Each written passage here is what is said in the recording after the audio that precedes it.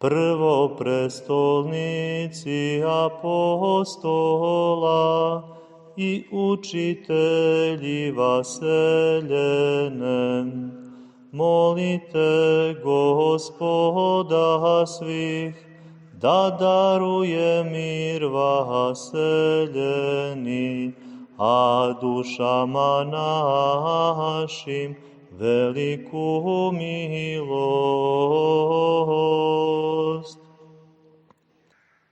Čvrste i bogonosne propovednike, prve tvoje apostole, primio si, Gospode, u nasladu blaga Tvoga i pokoj, njihova stradanja i smrt primio si, više od svakog izobilja,